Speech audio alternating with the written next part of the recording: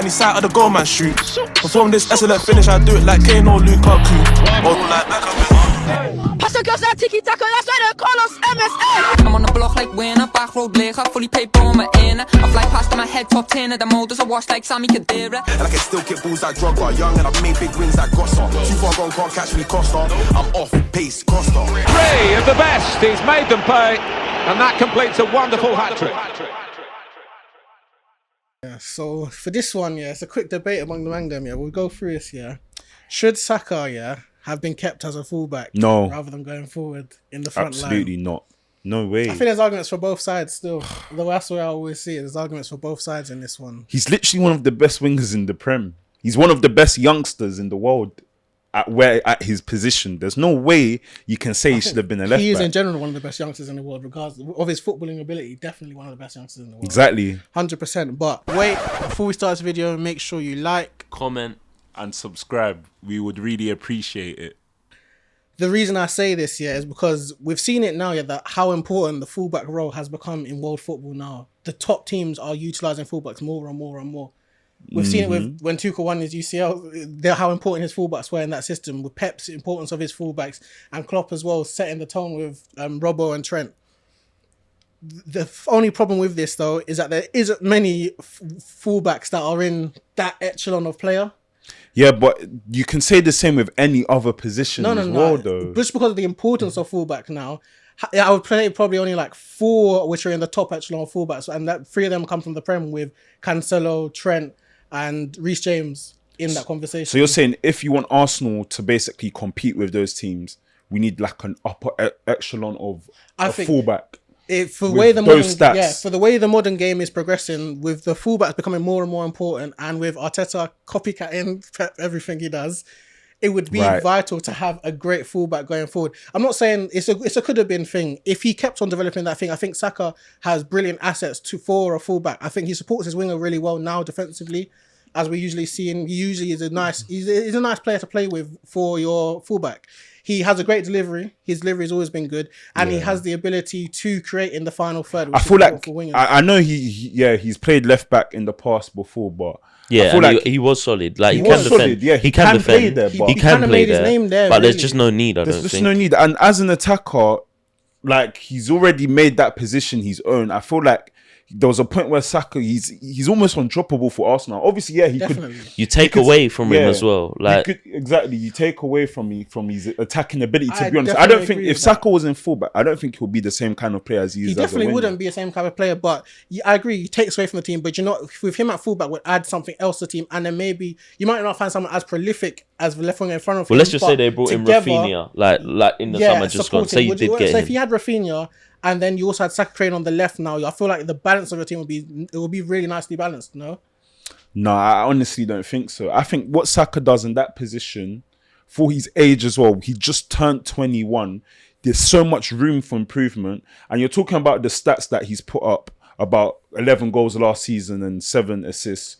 That's still a great return, in my opinion. That's for a 21-year-old. I think that last season there was probably only about 4 or 5 wingers better than him. Okay, I completely agree with you. I honestly think 2. Who else was better than him apart from Son and Salah? Difficult to put anyone else. Kulusevski. No, not really. I'm talking about having a full season. Fair enough. Kudu's not better than him. I agree if he had a great season, but now let's compare some of the fullbacks that we would have said are in that bracket of player. So for last season, Reece James, 9 assists and 5 goals, 14 contributions last season from fullback.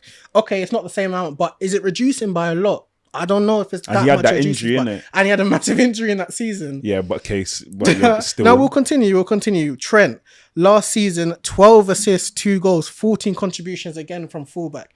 The fullback position is becoming so important in football that they're almost like old school wingers, where they whip that ball in and they get their assists through most of that whipping the ball in and through their creativity further back. We're seeing now that Saka's often getting double teams now because people know how dangerous. Because they fear him, exactly. 100% they fear him, but the way we could have had that more to unlock him would have been if you had someone else in front of him taking a spare man off of him. Like Martinelli cutting inside, exactly. Saka overlapping. Saka overlapping, and then it's a 1v1 at that point. And you were right. He's good 1v1.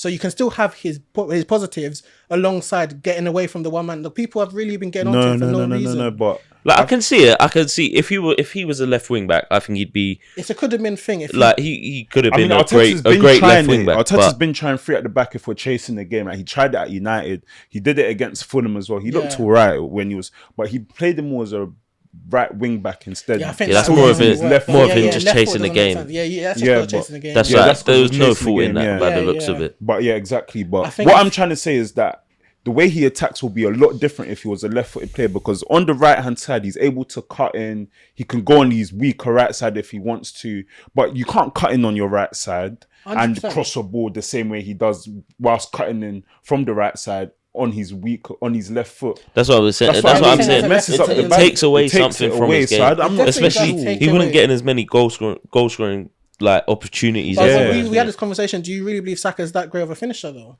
He's not a great finisher, but he can improve that. He's 21. I definitely agree. He can improve that. 100%. You can't see the potential in him improving his finishing. You think he can in time, but I feel like a lot of the early strikers, they peak at a very young age. Or no, good finisher of the ball, it's like they already had that ice cold ability in front and goal. We're talking about the Michael Owens, the Wayne Rooney's, the Haalands.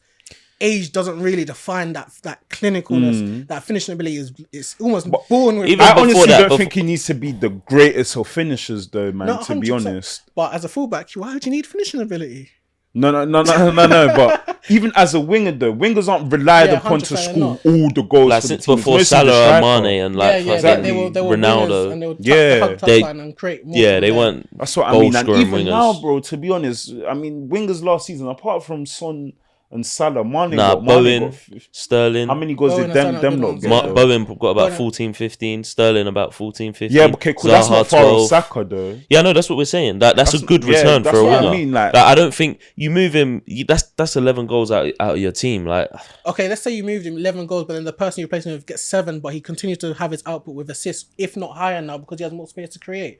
You could bring something new to the team and a new dynamic to the team that could have been useful for Arsenal moving forward. It could have been, would have been, but it could have worked. I don't agree. Could have worked with it could have worked. Like you can see him playing left wing back and being a good left wing back. But you have to want to own that position, and Saka didn't want to be a left wing. If he was a young G, he could have definitely, bro. To get into that Arsenal side, remember. These young guys, when you throw them that shirt, they're ready to die for that Arsenal shirt. That's true. But what do you think? What do you think? His ceiling would have been higher as a left wing back or a right winger? Oh, left wing back way higher. What do you think? Left wing back or right winger? I think a right winger. So you think his ceiling would have been right up there as a right winger? Definitely. I think he's going to be one of the best players in the world. Let's see next few years. I think he's a great talent, but I do think there's something the coaches see, bro, in him that they're deciding they want to splash the cash on him on a new contract. Now, fullback's almost like an old school young winger English now. There's a lot of way the fullback is being played. Think of like wingers like Giggs. If you think of lots of his best attributes was his crossing, the pace, the run, hugging the touchline, they are now fullback traits. They're fullback traits. Exactly, they're fullback. But Saka has a lot more to his game than just that. That's what could push him into that higher ceiling of a player. As a fullback, that's personally what I think. I feel like he strikes fear now in fullbacks from a right winger position though. You can 100%. See when defenders play against him. Two players that do that, though? Why does Saka always find himself having so much time on the ball? Players are scared to approach him, and he always makes the right choices. And another thing with Saka that will make him perfect for the right winger position is that he's a mentality monster as well. To come back from that Euros miss and to have the season that he had, almost spurring Arsenal to top 4. No. Sorry, I just feel like a mentality monster scores that penalty. No. Okay, no. But he literally scored a penalty against Chelsea and United. But arguably 2 of our biggest games of the season at that period of time when we were chasing the top 4.